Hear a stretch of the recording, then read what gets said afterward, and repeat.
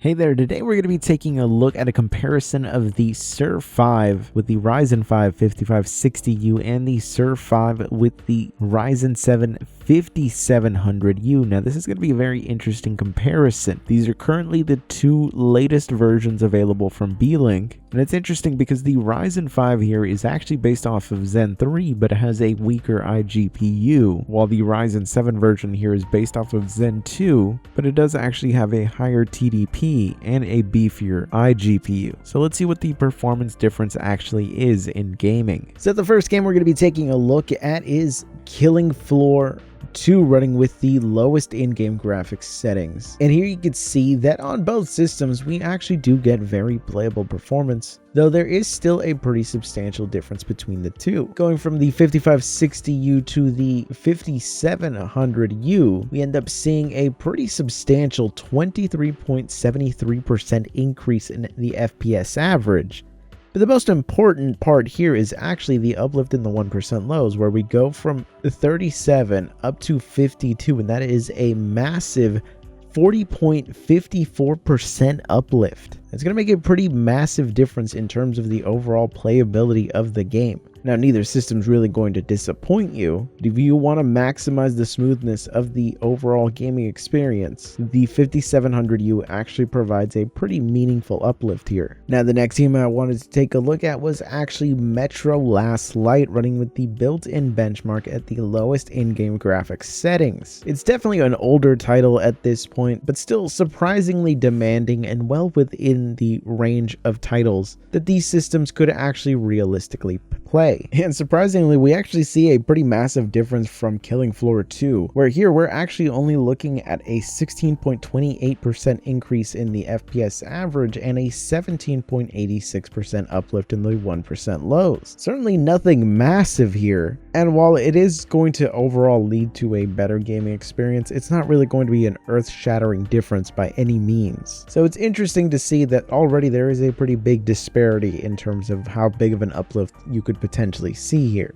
I also took a look at Alien Isolation, running with the ultra graphics, and here we also end up seeing a pretty massive uplift where the FPS average and 1% lows end up seeing such a large increase that it really becomes almost like a generational difference, where we see a massive 45.95% increase in the FPS average, and the 1% lows also see a very nice 42.86% uplift. Now, it's a playable experience on both systems for sure, but again, it is going to be vastly different feeling gaming experiences just due to the fact that the FPS difference is just so substantial. The 5700U is going to feel significantly smoother. Now, I wanted to take a look at Grid 2 running with the lowest in-game graphics settings because I wanted to see a workload where we actually end up being CPU limited more than anything else. And here you could see that both systems do actually end up getting CPU limited in this situation,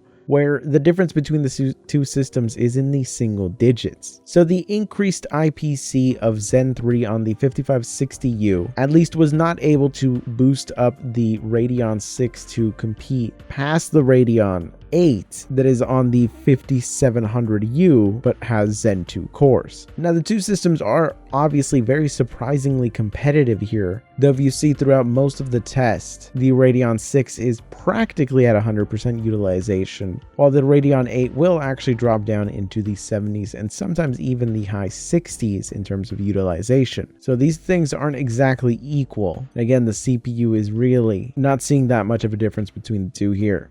Returnal is an interesting situation where we see some pretty massive gains both in terms of the FPS average and our 1% lows, at least percentage wise, but when we actually look at the numbers, it really paints a picture that on both systems this very heavy title is just not going to be a viable option. This is already using FSR at the ultra performance preset, in which we're essentially playing the game at an ultra low resolution of around 360p. And the game itself is still struggling to get anywhere near a playable experience, though we are at least able to go past single-digit 1% lows, but being in the low teens doesn't exactly instill confidence.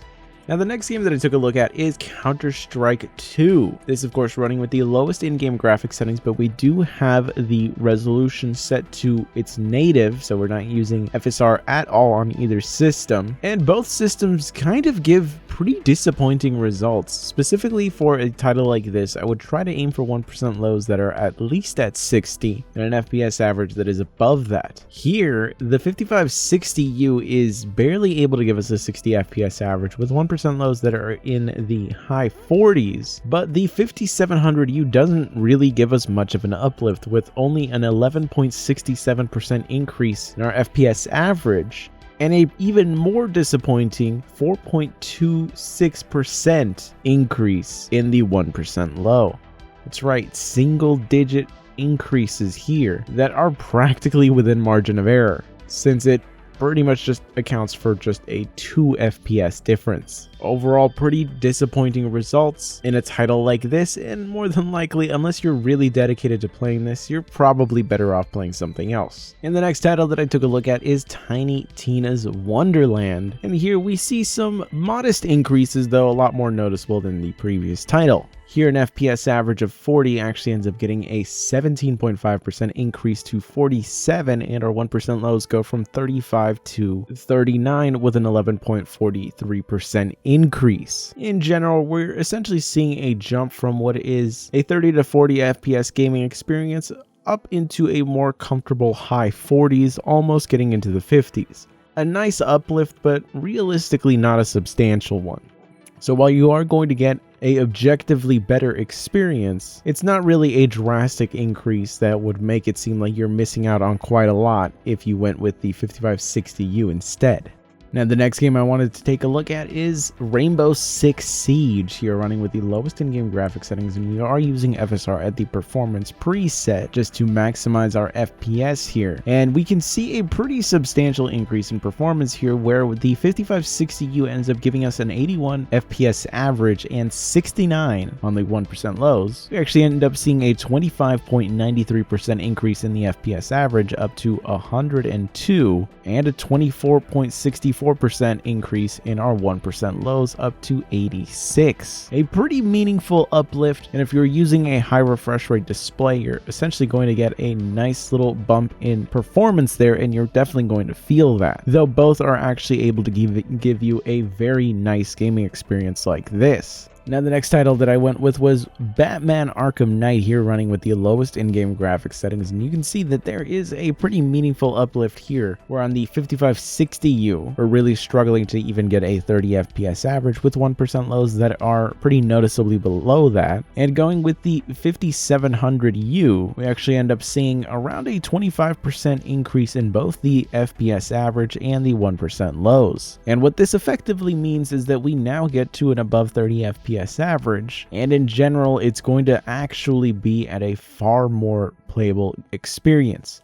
You want your 1% lows to be at least at 30 if you actually want to have a consistently smooth experience. And here the 5560U just falls short of that, while the 5700U is just barely able to clear that mark. Of course, another title that showed some pretty decent gains was Strange Brigade, running with the lowest in-game graphics settings, and we are using the Vulkan API. This was actually one of the original games that supported both Vulkan and DirectX 12 before any games really implemented either of them. And in this title we do see some pretty substantial gains of around 20% on both the FPS average and the 1% lows, which lead to an overall more playable experience. But on the 5560U, you are at least still able to get that 30 FPS gaming experience. So it's playable on both, but there is a noticeable improvement in the overall experience on the 5700U. I also took a look at Mafia 2 Definitive Edition, which is essentially just a remaster of the game itself, and overall the performance that we were getting here was pretty substantial between the two, where the 5560U was actually getting some pretty decent levels of performance, at least in terms of the FPS average, but it was severely let down by its 1% lows.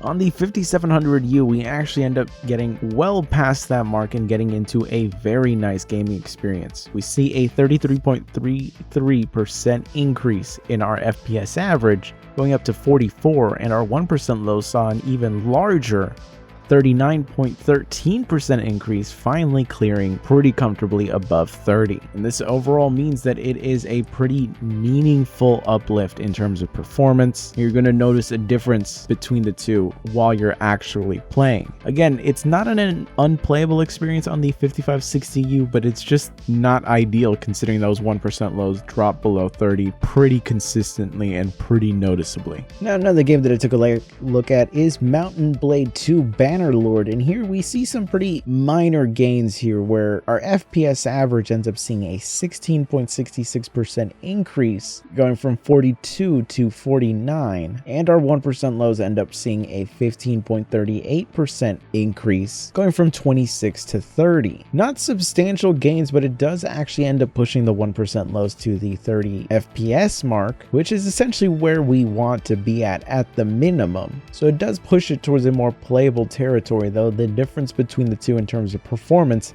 isn't really that substantial. And for a title like this, more than likely, if you really want to play it, you could just drop the resolution down to 900p and you're pretty much there on the 5560U. A game that I've actually recently been playing a lot is actually Guardians of the Galaxy, and here we have it running with the lowest in-game graphics settings, and we are using FSR at the performance preset, and we do see a pretty massive 45.83% increase in our FPS going with the 5700U, but the 1% low saw a very disappointing 10.53% increase, effectively negating most of those gains in the FPS average, and it means that there's going to be frequent stutters throughout the gaming experience. Pretty disappointing to see overall. And the last title I took a look at was Rise of the Tomb Raider, here running with the lowest in-game graphics settings, and here we see a pretty minor 12.82% increase in the FPS going with the 5700U, but a much more meaningful 26.93% increase in our 1% lows, effectively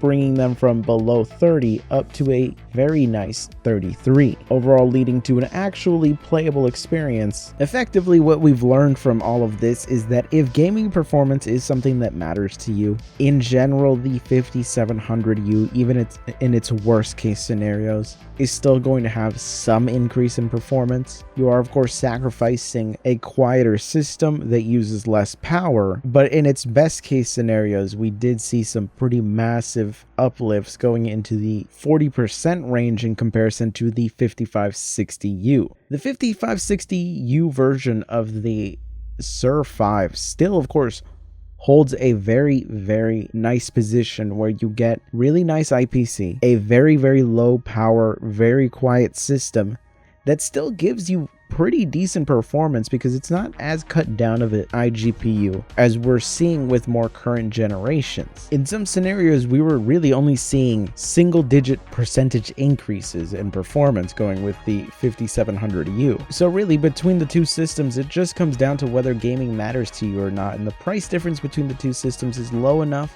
that if gaming matters, throwing another $20, $30, or maybe even $40 more is going to give you some more returns. But if all you care about is the day-to-day usability performance, the 5560U, because of its higher IPC and the fact that it is on Zen 3 instead of Zen 2, just means that it's an overall better system. I think Beelink actually did a pretty solid job positioning both of these in a way that they are still competitive because they both have their own strengths and weaknesses. But anyways, I'll catch you guys in the next one.